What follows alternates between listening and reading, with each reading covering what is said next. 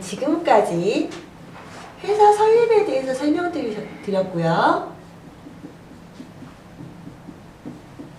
회사 설립 후에 해야 되는 준비 절차에 대해서도 말씀드렸습니다. 자, 준비 절차가 끝난 다음에 투자 경영 비자를 신청해야 하는데요.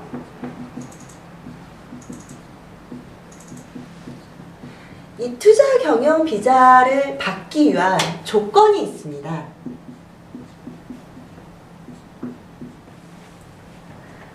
투자 비자 경영을 받기 위한 조건에 대해서 지금부터 설명을 드리겠습니다. 투자 경영 비자는 어떻게 해서 받을 수 있는가? 투자 경영 비자를 받을 수 있는 방법은요, 쉽게 말씀드리면 회사가 합법적인지 적법한지를 우선 보고요. 즉 법에 저촉되지 않은 걸 보는 거고요. 그리고 그 회사의 안정성과 계속성을 봅니다.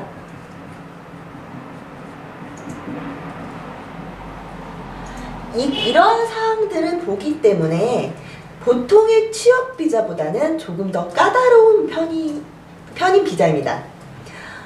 그래서 투자 경영 비자의 절차 및 서류 작성 등은 다른 비자보다 더 힘들고요. 아주 사소한 것으로도 탈락의 가능성이 있습니다. 투자 경영 비자는 회사를 설립하고 사무실을 빌리고 세금의 수속을 끝낸 다음에 하는 것이기 때문에 탈락했을 경우에는 그 손해가 꽤 큽니다. 그래서 투자 경영 비자는 절대로 탈락해서도 안 되고요. 그 조건에 대해서도 회사를 만들기 전부터 생각을 해 두실 필요가 있습니다. 우선 투자 경영 비자는 외자계 회사에만 나오는 비자입니다. 즉 외국 자본계 회사의 경영자에 대해서 나오는 비자인데요. 즉 일본인이 회사를 경영하고 회사의 사장이 된다면 투자 경영 비자가 나오지 않습니다. 그렇기 때문에 출자 비율이 굉장히 중요하다고 볼 수 있습니다. 일본인이 주식의 50% 이상을 갖고 있다면 이 회사의 경영자가 되더라도 투자 경영 비자가 나올 수 없습니다. 이 회사는 일본인 경영의 회사로 보기 때문인데요. 그래서 반드시 이 일본인을 제외한 외국인이 주식의 과반수 이상을 가지고 있어야 합니다.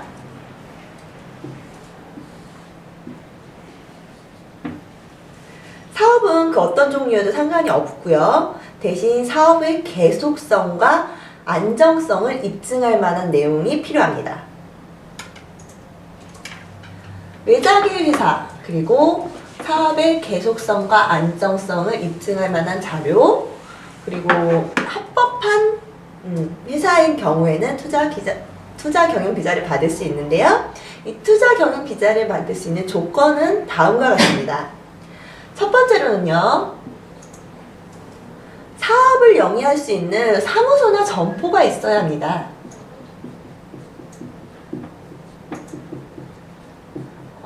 그냥 보통 회사라면 사무소라고 할 수 있을 거고요. 가게, 레스토랑이나 이런 음식점이나 이런 걸 하실 분들은 점포가 있으셔야겠죠. 이 점포와 사무소가 일본에 확보되어 있는 경우에만 가능합니다.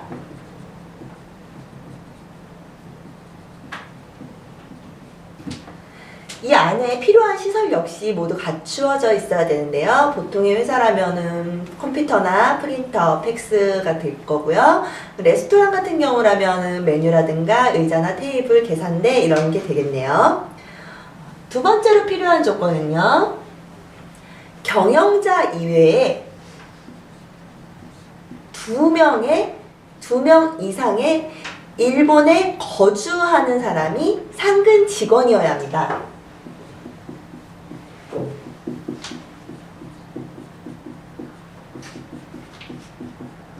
여기서 말하는 일본 거주는요, 일본인, 영주자, 일본인의 배우자, 영주권자의 배우자, 정주자를 말하는 것입니다.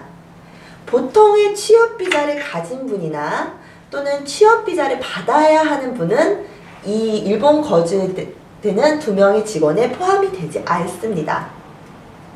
이 정도 규모가 돼야지 투자 경영 비자를 줄 수 있다라고 하는 것인데요.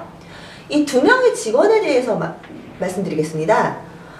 이 2명의 직원을 고용하지 않아도 투자 경영 비자를 신청할 수 있는 경우가 있습니다.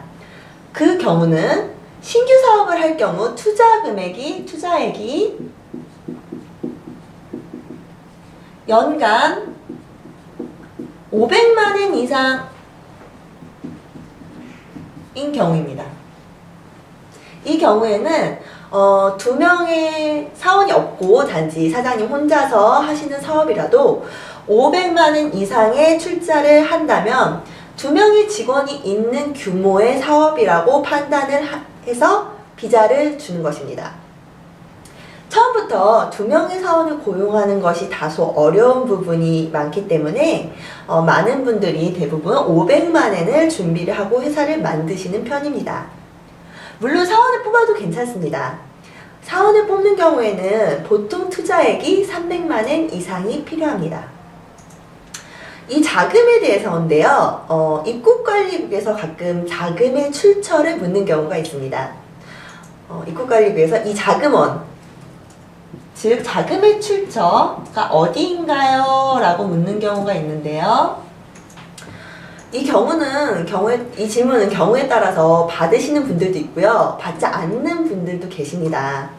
항상 그런 건 아닌데요. 경험에 미뤄봤을 때 젊은 분이나 여성으로서 창업을 처음 시작하시는 분이나 유학생이시거나 무직기간이 굉장히 길으셨던 분들에게는 많이 물어보는 편입니다.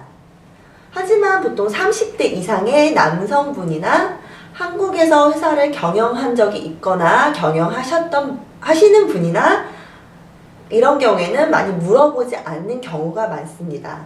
이건 항상 그런 건 아니고요. 보통 이런 경우가 많다고 말씀드리는 겁니다. 그렇기 때문에 어느 쪽이라도 안전하게 비자를 받기 위해서 자금의 출처를 제대로 설명할 수 있는 준비가 필요하다고 볼 수 있습니다. 다른 조건으로는 영업허가,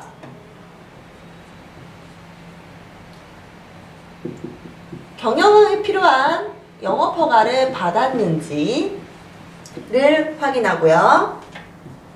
그 다음으로는 필요한 세금 관계 서류를 모두 완료했는지를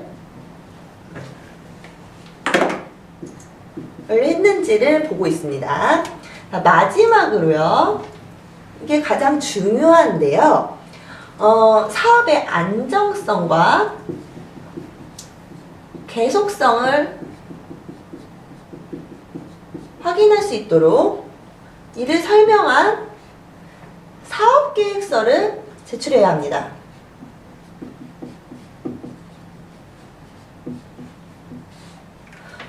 이 사업이 계속 몇 년간 할 수 있는지, 어느 정도의 성과를 거둘 수 있는지를 보고하는 사업계획서라고 볼 수 있는데요. 이것이 투자 경영 비자를 신청하기 위한 조건이 되겠습니다. 이 투자 경영 비자는 입증 자료를 모으는 방법과 그 자료의 설명 방법이 매우 어렵기 때문에 난이도가 꽤 높은 비자라고 볼 수 있습니다. 또한 이 비자가 허가되지 않으면 만드셨던 회사의 경영 또한 할 수가 없기 때문에 절대로 실패해서는 안 된다고 볼 수 있습니다. 투자 경영 비자는 보통 처음에는 1년을 줍니다. 1년을 받는 것이 보통인데요. 이 1년을 받고 난 다음에 재신청을 해서 재신청 결과에 따라서 그 다음에 1년이 나올 것인지 아니면 3년이 나올 것인지가 결정되는 것입니다. 처음부터 3년의 비자는 주어지지 않습니다. 네, 지금까지 회사 설립과 그 투자 경영 비자 그리고 그 사이에 준비해야 되는 여러 가지 절차에 대해서 설명을 드렸는데요. 어떠셨나요? 조금은 도움이 되셨는지 모르겠네요. 저희 사무라이 행정사무소에서는 회사 설립부터 투자 경영 비자까지 모든 서류 준비부터 완료까지에 대해서 전체적인 서포트를 하고 있으니 꼭 한번 상담해 주시기 부탁드리겠습니다. 감사합니다.